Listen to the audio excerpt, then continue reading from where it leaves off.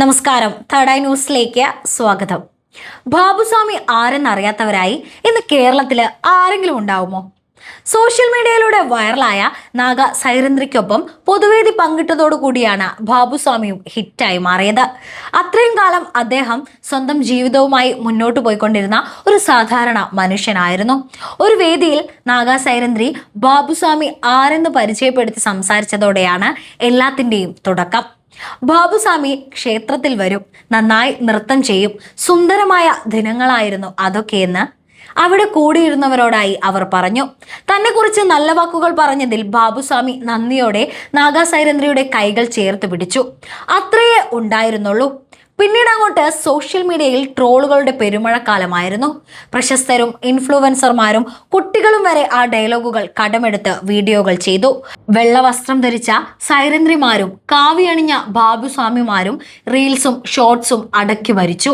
നാഗയുടെ ഡയലോഗുകൾ പിന്നീട് പാട്ടുകളായും മാറി. എന്നാൽ ഇതിനിടയിൽ ഒരിക്കൽ ബാബുസ്വാമി വീണ്ടും പൊതുവേദിയിൽ പ്രത്യക്ഷപ്പെടുകയാണ്.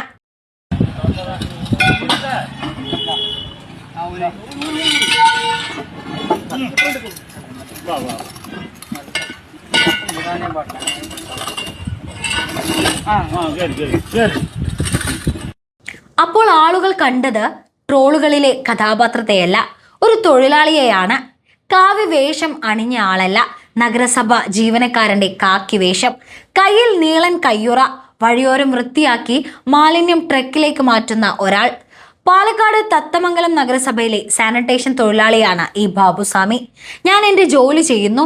ഉച്ചയ്ക്ക് 1 മണി വരെ ജോലി, അതിനുശേഷമുള്ള സമയം ആത്മീയതയ്ക്കായി ചെലവിടുന്നു. ഒരു പരിപാടിയിൽ പങ്കെടുത്തതോടെയാണ് ഇതെല്ലാം സംഭവിച്ചത്. ട്രോളുകൾക്കുള്ള മറുപടിയും ലളിതമാണ്.